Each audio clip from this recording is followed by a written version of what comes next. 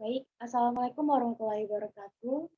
Selamat siang, Pak Edi Cahyono selaku dosen pengampu pendengar benefici. Pada kesempatan kali ini, izinkan kami dari kelompok 7 mempresentasikan hasil diskusi kami, yaitu mengenai sintesis 3,34 dimetoxyphenyl 1 propanol melalui reaksi hidroborasi metil eugenol menggunakan H3B pelarut diethyl ether. Bisa di next. Baik, untuk anggota kelompok dari kami yaitu ada saya sendiri, Hanifah Azhara, kemudian ada Andi Johan Fajar, lalu ada Diki Nugraha, dan yang terakhir ada Rian Budianto.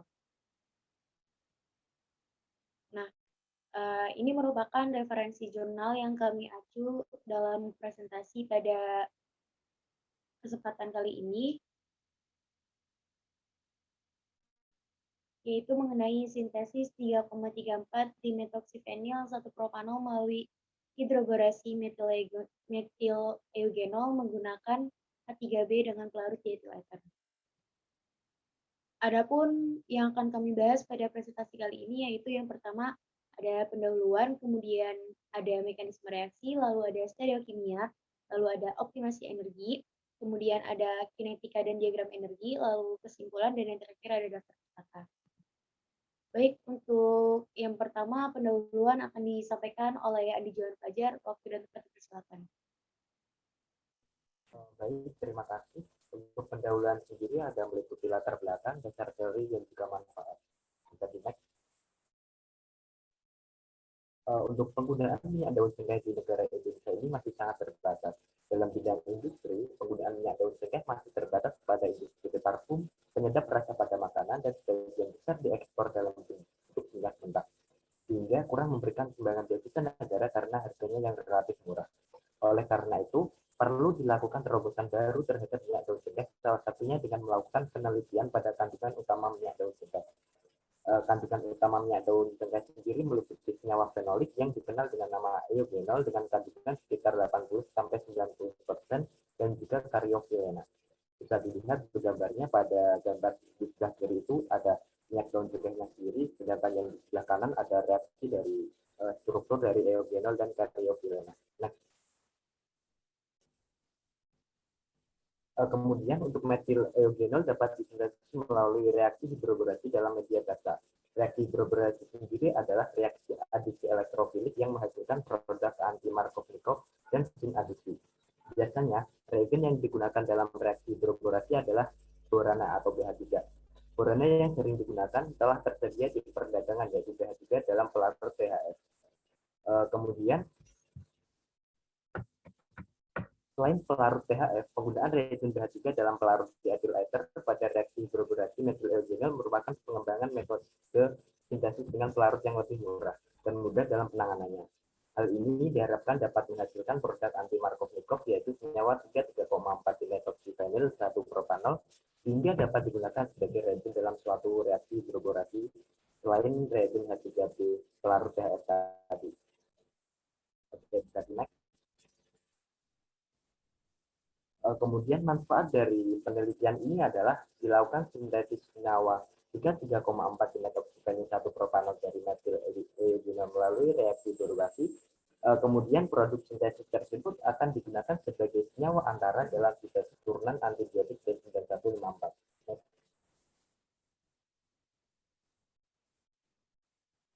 Baik, kemudian untuk mekanisme reaksi saya serahkan kembali ke moderator.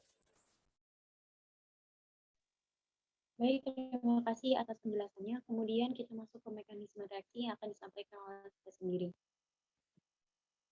Nah, bisa dilihat ya teman-teman di sini. Jadi pada sintesis kali ini ada melalui beberapa tahap.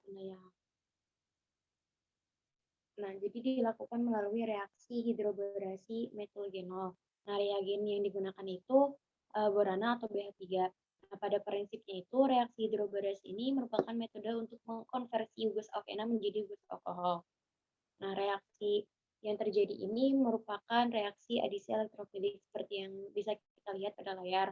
Nah, elektron pada ikatan lengkap dalam metilgenol akan bertindak sebagai nukleofil yang akan menyerang atom boron sebagai elektrofilnya. di mana ikatan pi akan menyerang boron yang memiliki orbital p kosong yang bermuatan parsial positif. Setelah diserang, hidrogen yang bermuatan parsial negatif akan menyerang karbon yang bermuatan parsial positif. Pada saat borana atau BH3 mengadisi suatu ikatan rangkap, atom boron dan ion hidrida akan terikat pada kedua atom karbon dari ikatan rangkap secara serempak. Nah, hasilnya itu adalah bahwa boron dan hidrogen harus ditambahkan dari satu sisi yang sama dari ikatan rangkap itu sehingga secara stereokimia reaksi ini merupakan reaksi sinadisi. Kemudian pada keadaan transisinya, saat ikatan pi menyerang boron, terbentuk ikatan parsial antara boron dan karbon, juga antara hidrogen yang dilepas oleh boron dengan karbon yang bermuatan parsial positif. Ketika elektron pi ini dipakai untuk perikatan. Nah, sehingga terbentuk ikatan baru yaitu ikatan boron dengan karbon yang berikatan sigma dan ikatan hidrogen dengan karbon ini yang berikatan sigma juga. Atau bisa nama lain bisa kita lihat di sini terbentuk monoalkyl borana. Nah, reaksi hidroborasi ini menghasilkan produk adisi anti-Markovnikov, yaitu hidrogen menempati karbon yang mengikat atom hidrogen lebih sedikit, di mana atom hidrogen akan menyerang atom karbon yang lebih tersubstitusi dan atom boron akan terikat pada atom karbon yang kurang tersubstitusi. Nah, kemudian untuk tahap yang selanjutnya itu pembentukan organoborana. Jadi, borana ini bereaksi dengan cepat dan kuantitatif dengan metil-legional membentuk organoborana. Nah, reaksi keseluruhan ini merupakan hasil 3 tahap reaksi yang terpisah.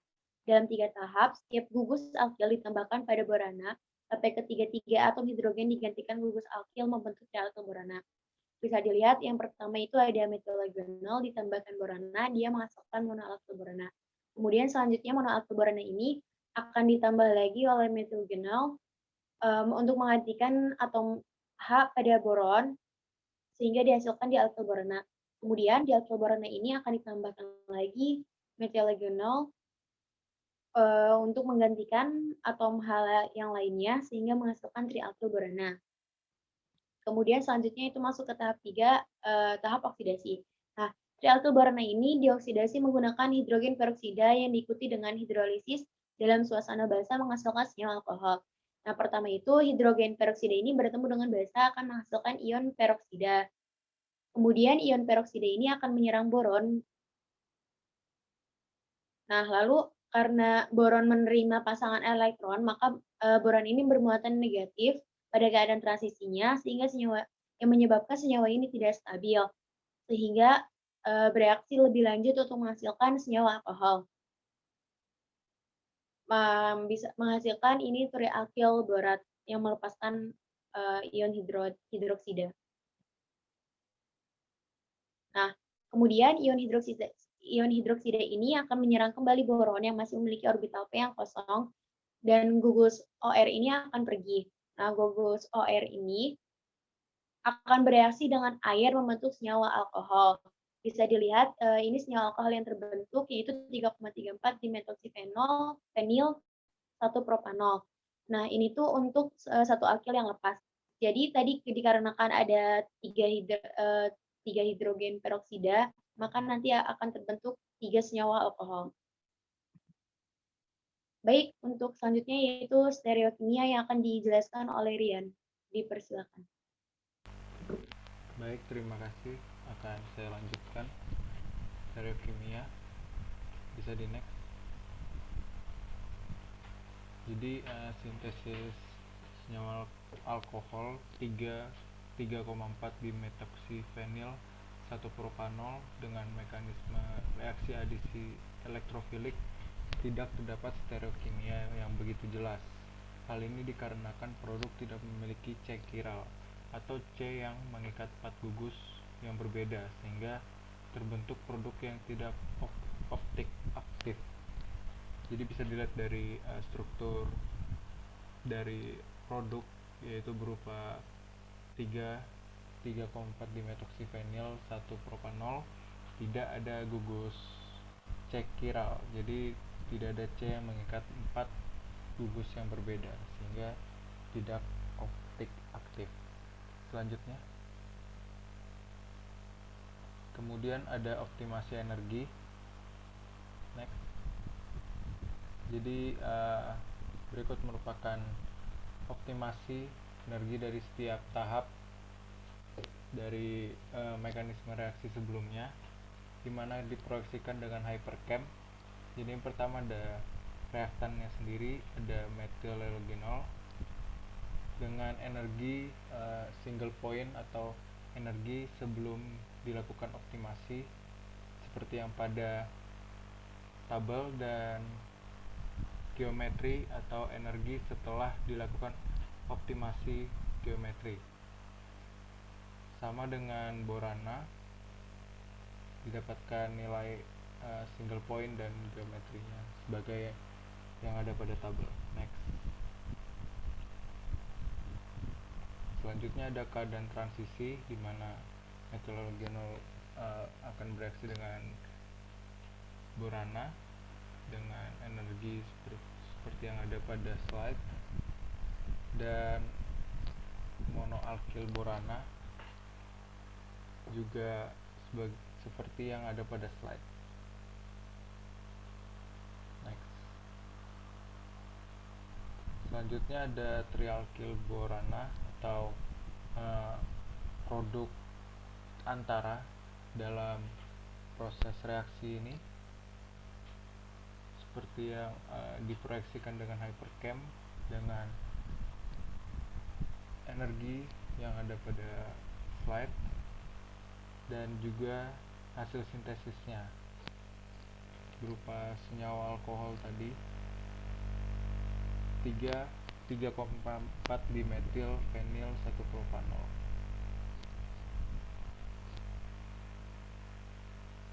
Bisa di next. Untuk selanjutnya saya kembalikan ke moderator. Terima kasih. Baik, terima kasih atas penjelasannya. Kemudian kita akan melanjutkan ke kinetika dan diagram energi yang akan disampaikan oleh Diki. Dipersilakan. Baik, terima kasih. Akan saya lanjutkan kinetika dan diagram energi. Bisa next. Oke, di sini ada gambar diagram energi. Di situ ada garis horizontal, ya. Disebut dengan koordinat reaksi yang mempresentasikan laju reaksi dari awal sampai akhir reaksi. Kemudian ada garis vertikal, yaitu mempresentasikan total energi dari keseluruhan. Bisa dilihat ya. Jadi pada awal reaksi itu, metil eugenol dan BH3 itu memiliki energi total yang diperlihatkan pada titik awal garis putus-putus di sebelah kiri itu. Nah, ketika kedua molekul bertabrakan, reaksi akan dimulai. Elektron-elektron mereka itu saling menolak, sehingga energi menjadi meningkat. Jika tumbukan terjadi dengan energi yang cukup dan pada orientasi yang sesuai, maka kedua reaktan akan terus saling mendekat hingga ikatan yang baru itu mulai dibentuk. Pada titik yang sama dicapai struktur dengan energi tertinggi yang disebut dengan transition state atau keadaan transisi. Nah, perbedaan energi antara reaktan dengan keadaan transisi itu disebut dengan energi aktivasi delta G, yang dapat menjelaskan seberapa cepat reaksi dapat terjadi pada suhu yang diberikan. Energi aktivasi yang besar itu menyebabkan reaksi berjalan lambat karena memerlukan energi yang besar untuk mencapai keadaan transisi. Sebaliknya, jika energi aktivasinya kecil, maka membuat reaksi berjalan cepat karena hanya butuh energi kecil untuk mencapai keadaan transisi. Nah, bisa dilihat, sekali transition state itu tercapai, maka reaksi dapat terus berlangsung menghasilkan karbokation. Ketika reaksinya terus berlangsung dan menghasilkan karbokation itu, maka ikatan baru akan terbentuk sepenuhnya, dan sejumlah energi yang setara dengan perubahan transition state itu ke bentuk karbokation akan dilepaskan. Oleh karena tingkat energi karbokation lebih tinggi dari tingkat energi reaktan, maka tahap reaksi tersebut termasuk reaksi endergonic yang menyerap energi. Nah, kemudian di situ bisa dilihat ada karbokation perantaranya berupa trialkyl borana. Kemudian dilanjutkan dengan keadaan transisi kedua, di mana pada grafik keadaan transisi kedua itu reaksi itu eksorgenik ya. Nah, bisa dilihat ya, di situ ada produk akhirnya itu berupa 3,4 dimetoksi fenil 1 propanol. Di mana ini ada dua tahap keadaan transisi, ada dua keadaan transisi karena ada dua tahap, yaitu tahap hidroborasi pada transisi pertama dan tahap oksidasi pada keadaan transisi kedua. Lanjut. Nah, kemudian ada kinetika energi, yaitu laju reaksi. Di sini laju reaksinya itu rumusnya pada reaksi hidroborasi V sama dengan K dikali konsentrasi metil eugenol dikali konsentrasi BH3. Nah, kenapa di sini laju reaksi ordenya itu dikatakan reaksi orde 2 itu karena konsentrasi reaktannya itu jumlahnya ada 2. Ya, bukan jumlah konsentrasi reaktan yang mempengaruhi itu ada 2. Di mana laju energi itu kan dipengaruhi banyak hal ya, bisa konsentrasi reaktan, bisa katalis, bisa suhu. Nah, di sini yang terlibat itu ada 2 konsentrasi, makanya ordenya orde 2. Nah, kemudian untuk tahap oksidasi itu rumusnya V sama dengan K dikali konsentrasi trialkyl borana dikali konsentrasi hidrogen peroksida. Nah, di mana sebenarnya pada tahap oksidasi ini itu ada 3 substrat sebenarnya, karena ada trialkyl borana, ada hidrogen peroksida, dan juga ada H2O. Tetapi H2O itu dia itu tidak dimasukkan ke dalam pengaruh laju reaksi karena ketika hidrolisis itu kan ion OH- suasana basa itu tidak berpengaruh ya terhadap laju reaksi berdasarkan teori yang saya baca di internet. Oleh karenanya, kedua laju reaksi pada tahap hidroborasi dan tahap oksidasi ini berorde 2. Baik, akan saya kembalikan ke moderator.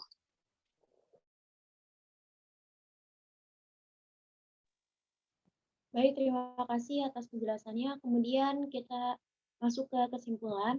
Jadi kesimpulan yang dapat diambil dalam jurnal tersebut yaitu senyawa 3,34 dimethoxyphenyl 1 propanol dapat disintesis melalui methyl-eugenol menggunakan reagen H3B dengan pelarut dietil ether selain menggunakan H3B pelarut THF yang biasa digunakan. Selanjutnya yang terakhir yaitu daftar pustaka. Berikut merupakan acuan yang kita pakai, beberapa referensi yang kita pakai. Bisa dilihat pada layar. Mungkin cukup sekian presentasi yang kami lakukan. Kurang lebihnya mohon maaf. Jika ada pertanyaan bisa disampaikan di kolom chat atau raise hand. Terima kasih.